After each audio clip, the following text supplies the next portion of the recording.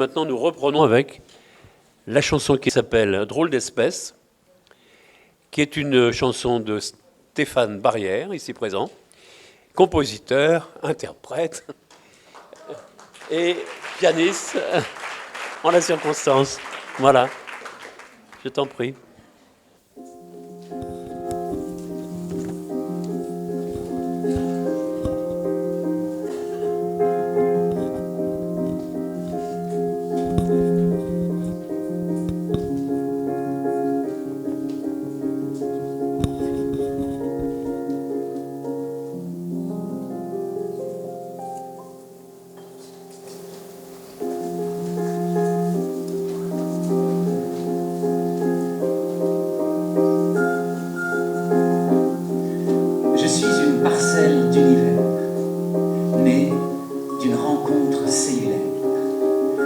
J'habite une maison ovoïde, aux parois de celluloïd. Un Éden intrastellaire où je bois l'eau de ma mère. De la taille d'un gamète, d'un flocon, d'une cerise, d'une noix, d'un kiwi, puis d'une pomme exquise.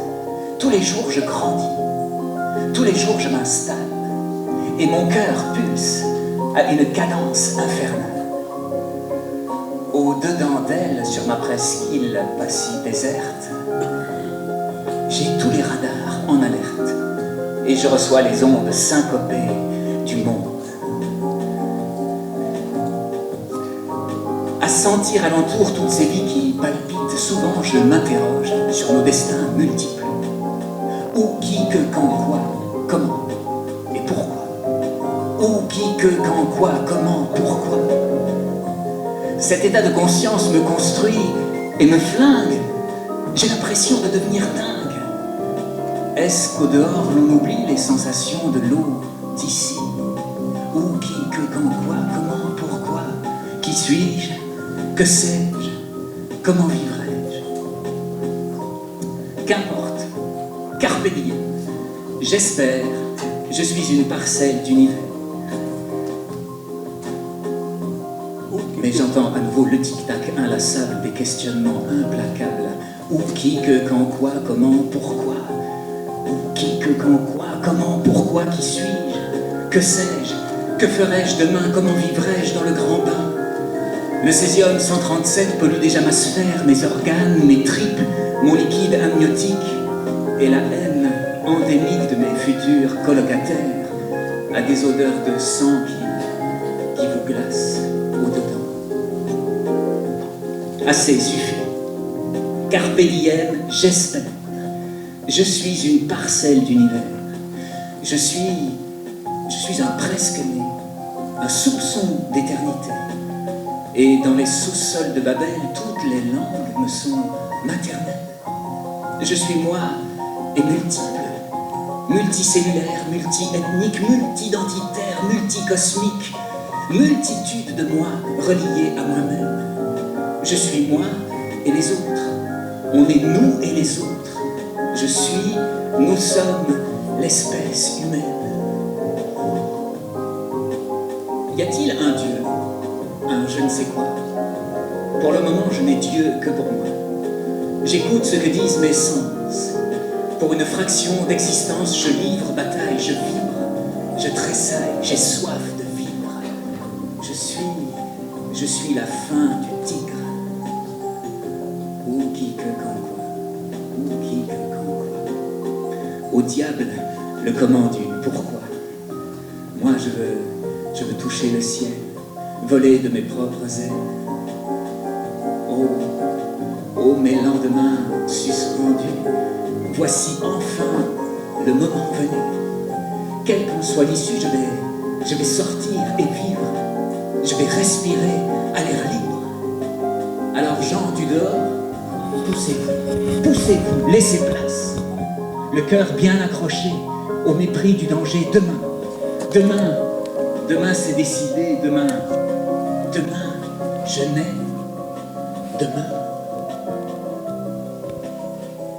Demain, je fais surface.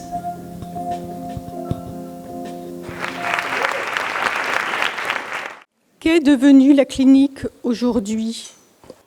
un véritable étiquetage obsessionnel de symptômes, un retour à une folie classificatrice digne de la psychiatrie asilaire. Ceci pour épingler, nommer, ranger, caser et surtout se déprendre de tout enjeu relationnel et de toute rencontre possible. C'est ainsi au meurtre de l'altérité auquel on assiste, ordonné par un néolibéralisme rampant et un système de surveillance et de contrôle social qui infiltre tous les secteurs de la petite enfance, que ce soit dans le domaine de la santé, de l'éducation, de la justice, du social. C'est ainsi à une véritable régression à laquelle nous assistons. Pour autant, comme le dit Foucault, nous pouvons éviter de vivre dans le rectangle d'une feuille de papier et rêver de lieu sans lieu, d'hétérotopies aptes à préserver la fonction subversive de toute institution. Des résistances existent, elles sont tout à fait palpables dans les pratiques. Il y a donc à réhumaniser, et comme le dit si bien Robert Antelme, à soutenir qu'ils ont pu nous déposséder de tout, mais pas de ce que nous sommes. Il n'y a pas des espèces humaines, nous sommes obligés de dire qu'il y a une espèce humaine. Merci. Tout au long de cette journée, nous avons décortiqué la façon dont ceux qui nous gouvernent non seulement réduisent drastiquement les moyens alloués aux soins psychiques. Oui. On va le mettre bien tout de suite pour que tu puisses recommencer correctement. Voilà, je ne recommence pas.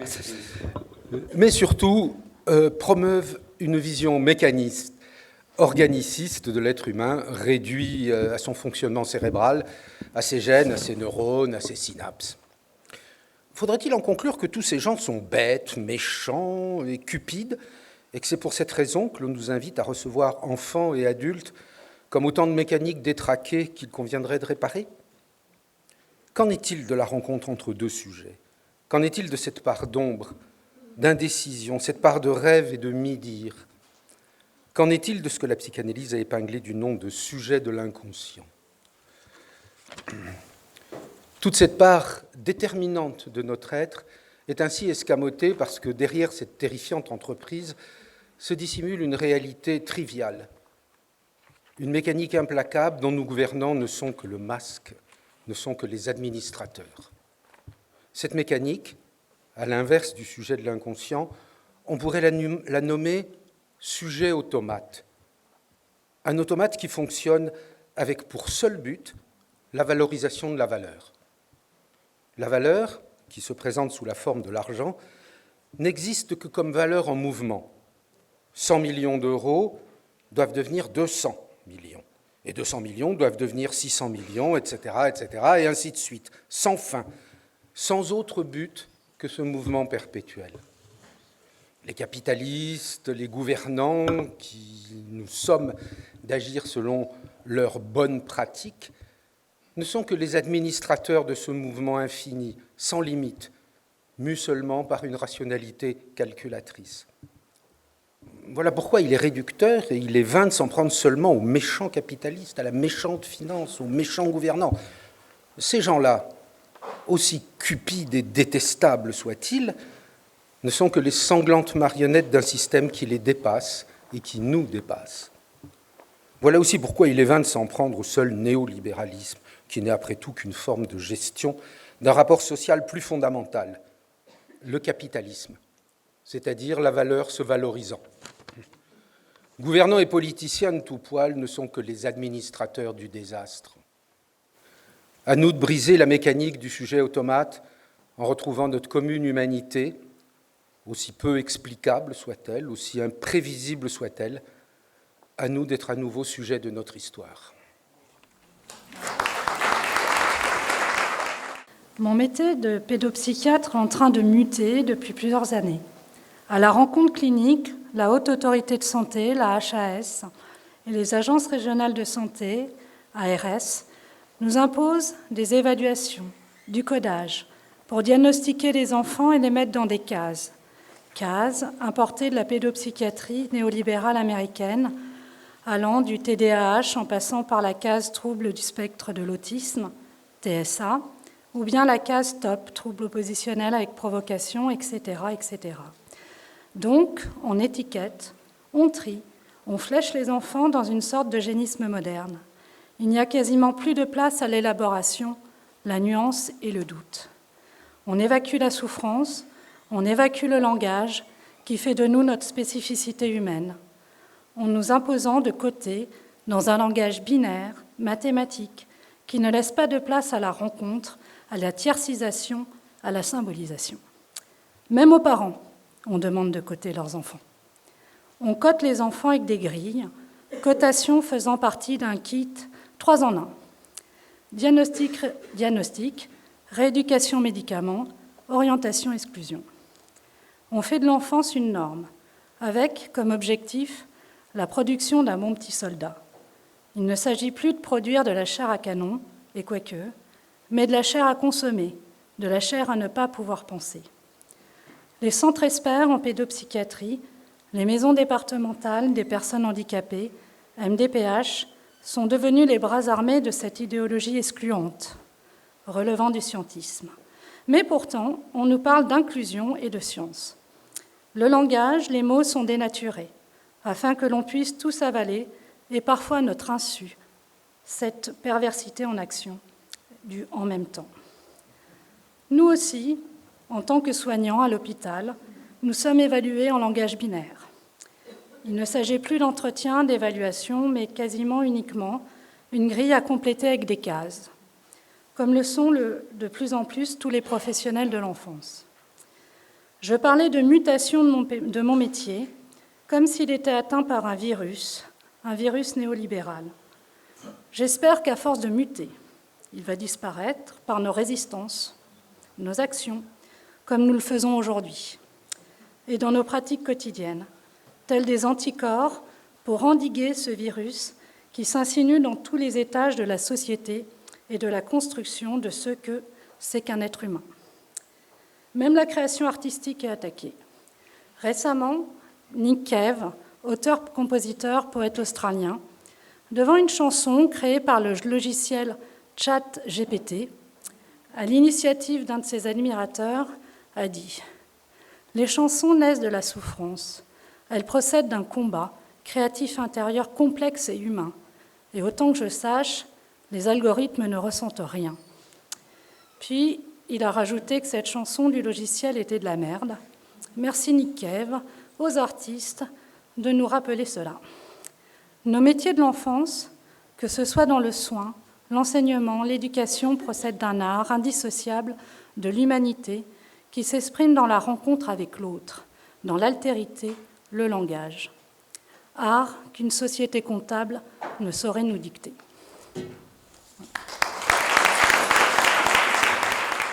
Aldous Huxley, auteur du Meilleur des mondes, écrivait, il y a presque 100 ans, « La médecine a fait d'énormes progrès. D'ailleurs, nous sommes tous malades. » Bonne nouvelle, nous ne sommes pas malades. Les sciences ont fait d'énormes progrès. Nous sommes un organisme, un cerveau, qui produit des troubles du spectre, tiens, un fantôme, très large de l'autisme. Il produit des dysfonctionnements.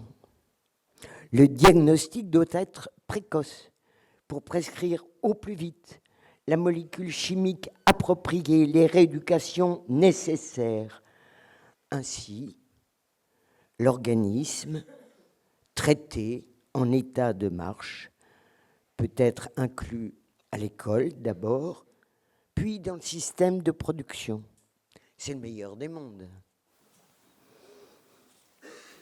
Quelle hospitalité pour l'angoisse, la souffrance de l'espèce humaine, cet animal doué de parole, menacé par la robotisation des algorithmes. les hôpitaux de jour, les CMPP, la pédopsychiatrie, la psychiatrie, la psychanalyse disparaissent. Les sciences comportementales les condamnent parce qu'elles stigmatisent.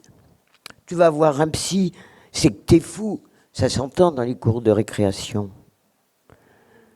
Les psys, pour enfants ou adultes, par l'écoute du patient, de son mal-être, de son histoire, dans sa singularité, travaillent par la parole, par le dialogue avec lui, à l'émergence du sujet dans sa parole, pour sa liberté d'agir.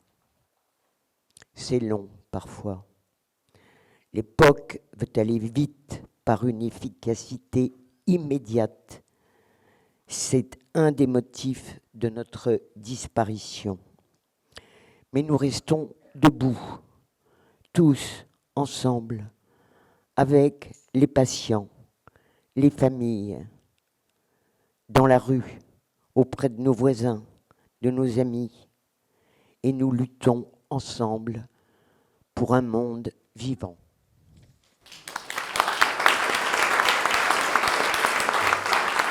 Ella est une enfant à la pensée troublée. Elle apprend très peu et très difficilement, de sorte qu'à bientôt 11 ans, elle ne lit pas bien et elle n'écrit pas bien non plus. Les liens logiques sont précaires. Elle rencontre des difficultés pour compter, pour raconter, pour comprendre. Elle ne maîtrise pas les contenus scolaires et a conscience de ses difficultés pour penser et elle souffre beaucoup. Elle a été obligée de rejoindre une classe spéciale de l'éducation nationale, ne pouvant pas suivre l'enseignement classique. Elle est suivie en orthophonie depuis sa petite enfance. Elle débuta une psychothérapie avec moi à la demande de l'orthophoniste. Une médiation s'est rapidement avérée indispensable pour qu'une distance entre nous puisse exister. Le collage était de mise et son discours incessant tournait à vide. Dès le début de notre travail, nous nous sommes retrouvés autour de l'acte de peindre. Pour récupérer sa parole, il a fallu un peu moins de mots. Un jour, après de longs mois de travail, elle s'est mise à poser, au moyen de son pinceau, des bulles d'eau sur une feuille blanche. Elle est entrée dans une qualité de silence impensable au début de notre rencontre. Nous avions réussi à créer du silence ensemble. Et, une à une, elle a colorié les dizaines de petites gouttes d'eau qu'elle avait dispersées sur sa feuille. Elle, qui ne sait pas écrire, a pu ce jour-là déployer une page d'écriture d'un nouveau genre et se montrer à elle-même une délicatesse méconnue, une esthétique encore jamais advenue. Je lui ai dit qu'elle venait d'inventer une toute nouvelle méthode de relaxation. Gagnée par mon enthousiasme, elle me regarda intensément et sourit.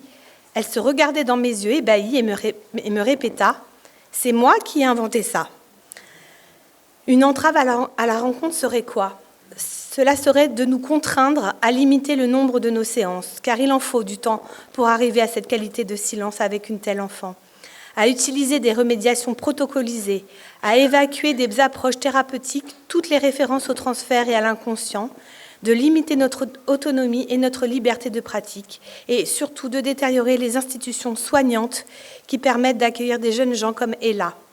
Ce jour-là, il a été question avec cette jeune fille d'un véritable éloge au silence, à la patience, à la lenteur, à la contemplation et à l'émotion esthétique, comme vous pouvez le voir sur cette petite vidéo. Elle qui n'avait presque exclusivement connu que le cru, que l'agi et le ratage. En me quittant, à la fin de la séance, elle me lance « Je t'ai déjà dit que plus tard, je voudrais travailler dans la coiffure, je voudrais faire des couleurs. »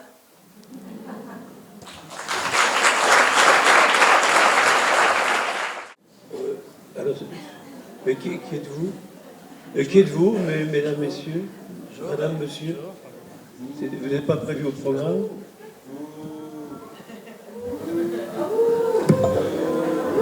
Merci. Bon, inutile de nous présenter, n'est-ce pas? vous nous connaissez tous. D'ailleurs, la petite publicité qui est derrière là, très modeste, n'est-ce pas?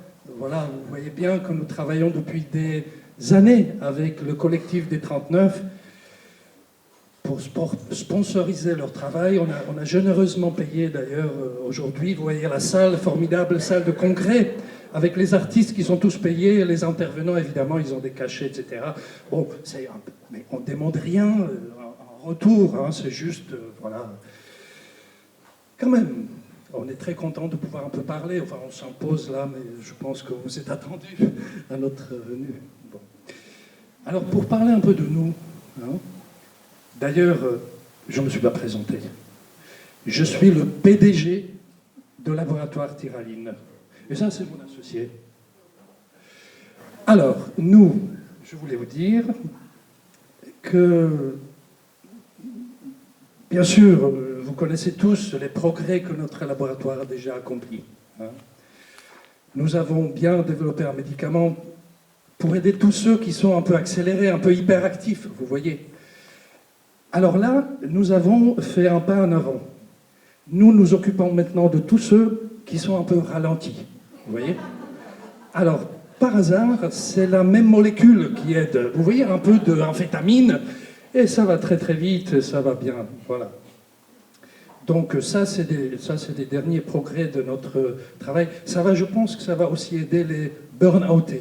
Hein, les burn-outés, d'ailleurs, ça sera la même molécule, mais voilà, on progresse dans ce domaine. Voilà. Et du coup, là, quand même, pour ne pas être très long, hein, parce que le programme est un peu bien avancé, juste vous dire une chose. Nous avons fait un changement de protocole de recherche. C'est... Excusez-moi. Changement de protocole de recherche. Alors, vous connaissez les recherches en double aveugle, n'est-ce pas? Double aveugle, c'est-à-dire que le patient ne sait pas ce qu'il prend et le chercheur ne sait pas ce qu'il lui donne. Donc, c'était des recherches de type AA, d'accord? Double aveugle. Nous avons inventé les recherches de type triple A. C'est-à-dire triple aveugle. Hein, le patient ne sait pas ce qu'il prend, le chercheur ne sait pas ce qu'il lui donne, et le laboratoire ne sait pas ce qu'il soigne. Vous avez vu, ce matin, il y avait quelqu'un qui a parlé des troubles du neurodéveloppement. On ne sait pas ce que c'est. Mais nous avons déjà commencé une recherche en triple aveugle AAA pour pouvoir soigner ces troubles-là. Et je pense que nous allons faire une découverte heuristique pour pouvoir soigner l'humanité. Et ça, c'est fondamental.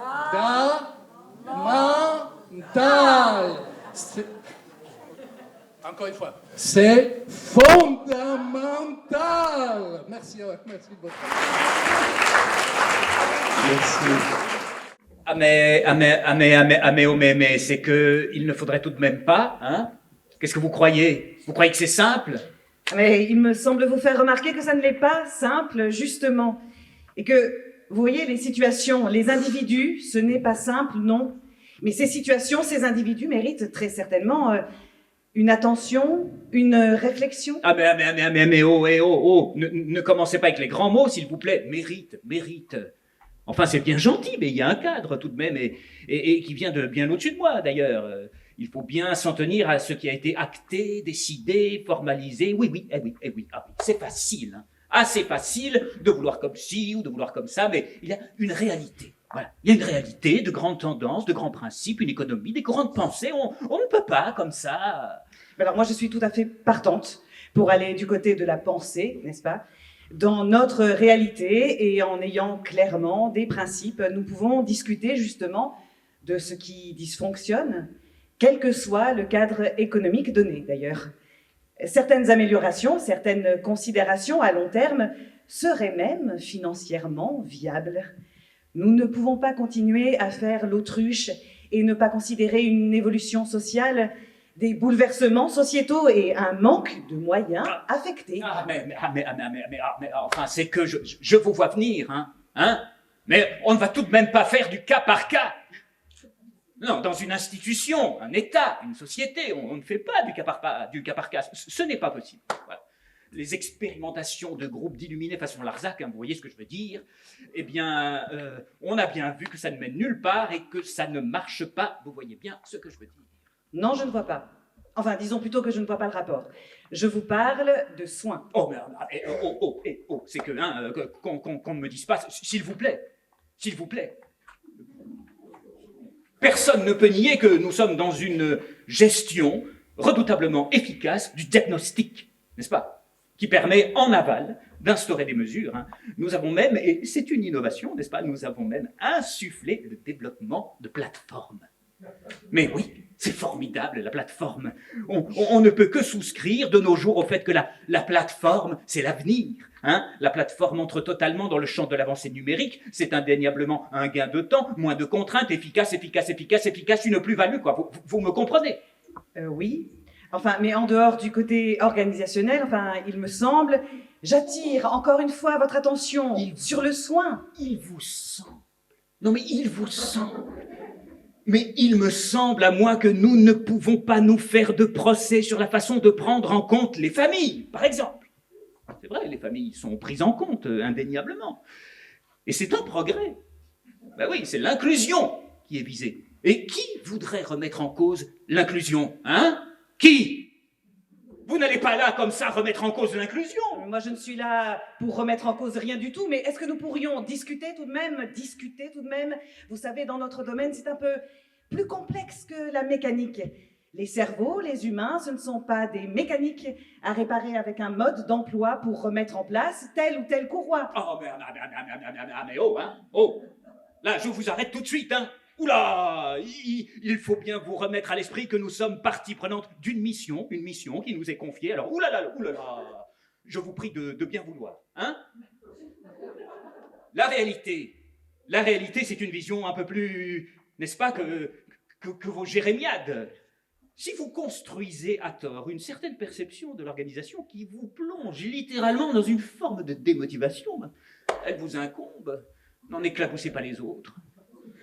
Non mais c'est vrai, c'est un peu facile de toujours mettre en cause les approches, les bonnes pratiques définies par d'éminents spécialistes. Oui, d'éminents spécialistes. Êtes-vous vous-même une éminente spécialiste? Ah ben non, et voilà. Alors donc les bonnes pratiques, je disais donc, inscrites dans des valeurs, des principes qui servent de ligne directrice et permettent un pilotage efficace, je dirais même optimum. Les grands conseils, les grandes autorités concernées, alors là, sont totalement à même de gérer. Ils gèrent, nous gérons, vous gérez. Ah oui, faut en finir avec la langue de bois, Et je vous le redis, pour être absolument transparent sur ce sujet, ils gèrent, nous gérons, vous gérez. Alors quoi? Quoi? Alors c'est vrai, voilà, c'est comme ça? On ne peut rien faire, rien changer. C'est comme ça? Il faut être réaliste. C'est vrai, c'est bien gentil les utopies, mais elles t'envoient droit dans le mur, les utopies. Quand je suis au bout, ce n'est pas l'utopie qui va me remettre d'aplomb, non? Trop compliqué. Jamais assez de temps, pas le temps pour de nouveaux patients. Les politiques publiques qui ne financent plus certaines structures, il y a d'autres volontés. Et puis, ma pratique n'est pas soutenue, je ne me sens pas reconnue. Et quand tu n'es pas entendu, pas reconnu, ton corps et ton mental se vident, ça sèche. Et ne reste alors devant toi que les conditions de travail difficiles. Comment soutenir quand toi-même, tu n'es pas soutenu? Trop de tension. Avec les collègues, c'est pareil. Tout le monde se plaint, à juste titre d'ailleurs, de réunion en réunion, mais qu'est-ce qu'on arrange? De l'organisation qui bloque, du système qui dysfonctionne, mais la société dysfonctionne. Et notre peu de temps commun se perd à se morfondre, à ajouter du poids encore à mon abattement. Alors quoi? Vous attendez que je tombe? Que je burn out? Que je capitule? Mais non. Je ne vous ferai pas cadeau de ma servitude volontaire, non. Je ne vais certainement pas sauver le monde. Les difficultés ne vont pas disparaître, non. Mais mon travail, mon rôle, je les ai choisis. Et ils restent passionnants. Et c'est parce que l'autre et passionnant, que je m'accroche à ma dynamique personnelle. Et de dynamique en dynamique, de rencontre en rencontre, je fais. Je ne sauve pas le monde, non. Je fais, j'essaie, je découvre, je bricole, des petites gouttes d'eau. Mais je retire cette chape de plomb. Alors quoi, vous savez quoi? J'espère et je respire encore.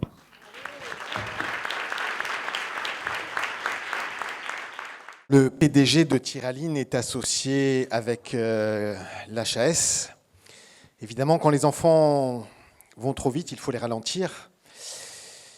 Et quand ils sont trop ralentis, il faut les accélérer. Alors, ils font ça en double aveugle. Hein. Ça veut dire que la HAS ferme les yeux. Et puis, bien sûr, il y a le triple aveugle. Hein. Ça permet d'étudier les triclopes. Hein. Les triclopes, alors, c'est une forme de handicap rare, mais très grave. Hein. Alors, il faut retenir qu'on ne fait pas du cas par cas. On fait du caca. La plateforme, c'est l'avenir, c'est efficace, c'est une plus-value. Et les familles sont prises en compte, enfin, prises en compte surtout. Hein.